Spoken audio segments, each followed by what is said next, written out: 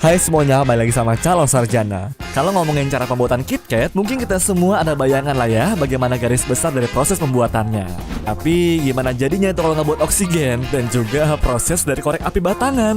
Nah, ternyata semuanya itu nggak semudah itu loh. Yuk kita buktikan sama-sama. Nomor 7, KitKat. Jujur aja nih guys, coklat satu ini adalah salah satu favorit gue sampai sekarang. Nah, meskipun kelihatan simple, tapi pembuatannya sendiri itu ternyata nggak semudah yang dibayangin loh. Jadi pertama-tama, si waffle yang sering kita kunyah itu harus digoreng dulu dan kemudian didinginkan di conveyor belt kayak begini nih guys.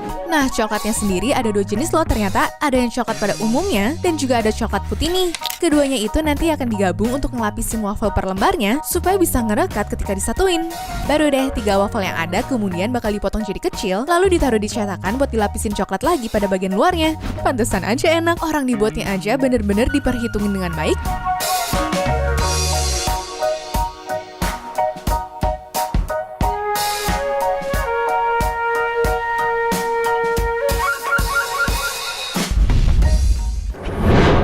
Nomor 6, uang kertas.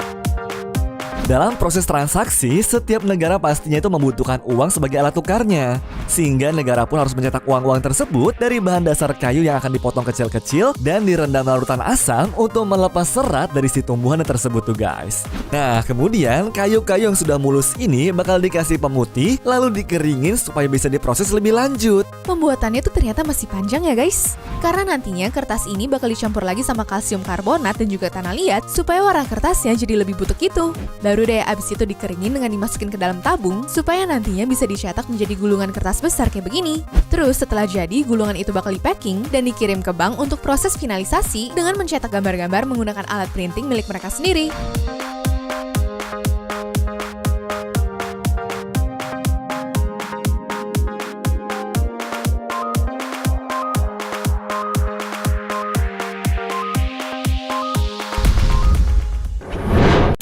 Nomor 5, Ferrero Rocher.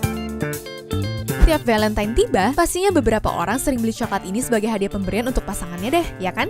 Tapi tahu nggak kalau Ferrero tuh sebenarnya berasal dari Italia yang dikenalin pada tahun 1979 oleh keluarga Ferrero.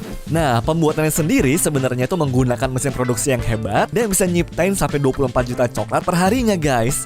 Sedangkan cara pembuatannya itu pertama-tama kacang hazelnut yang sudah dipanggang bakal dibungkus kembali sama kulit wafer tipis untuk ngebentuk coklatnya seperti bola kayak begitu.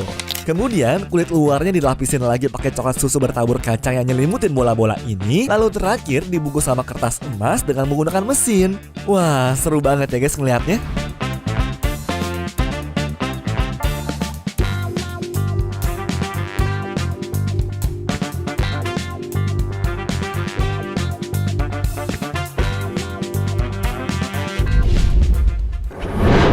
Nomor 4, oksigen. Dulu aku juga sempet bingung tuh gimana cara orang-orang masukin oksigen ke dalam sebuah tabung. Masa mereka tangkepin satu-satu terus diisi ke dalamnya perlahan-lahan? Kan nggak mungkin. Nah, ternyata bahan baku dari alat bantu pernafasan ini sendiri adalah udara yang udah cair tuh guys. Caranya ya dengan proses kondensasi, yaitu perubahan bentuk uap yang didinginin ke bentuk embun ataupun bulir-bulir air. Baru habis itu tuh dimasukin ke dalam tabung aluminium dan dipanasin dalam suhu yang tinggi supaya embun tadi menguap kembali menjadi oksigen. Wah, ternyata prosesnya lebih simpel ya guys kalau kita ngerti caranya.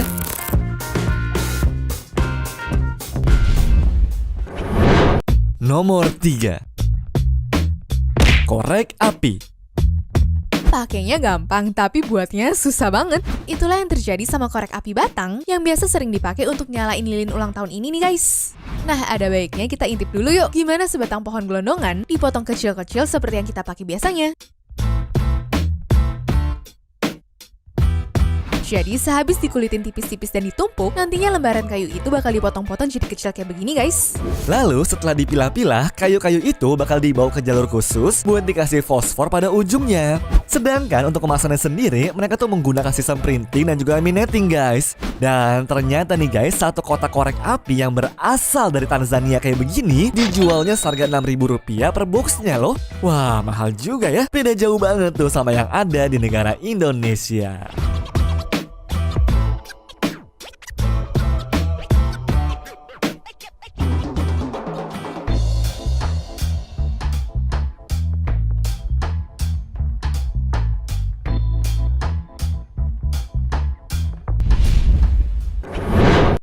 Nomor 2.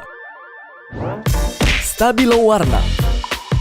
Dulu tuh ya, aku sempet mikir kalau ini adalah pen ajaib yang nyala-nyala pas dilukis di atas sebuah kertas. Ternyata ini tuh merupakan kain polyester yang disuntikin tinta, guys.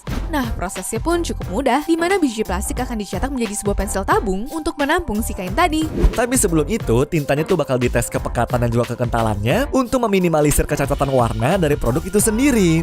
Sehingga setelah tinta tadi disuntikin ke dalam kain, lalu di ujungnya ditutup dengan mata pen, secara otomatis warnanya itu bakal menyerap keluar dan Stabilo ini pun siap untuk dipakai. Ya, walaupun harganya dibanderol sekitar Rp32.000, tapi kualitasnya terjamin banget kok guys. Karena sudah dites beberapa kali sebelum siap untuk di-packing.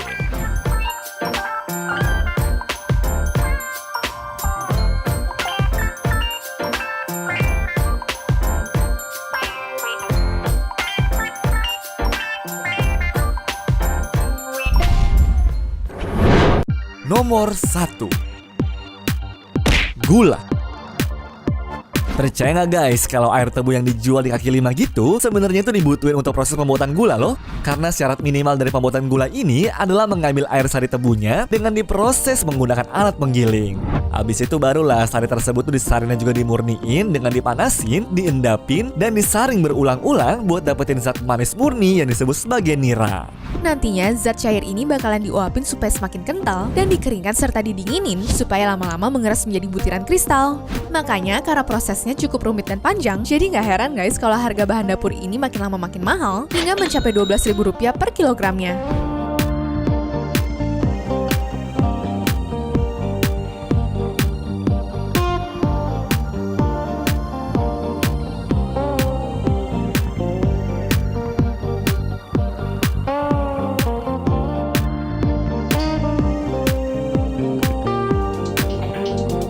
Anyways, cukup sampai di sini ya guys video hari ini. Sampai jumpa di video selanjutnya. Dah.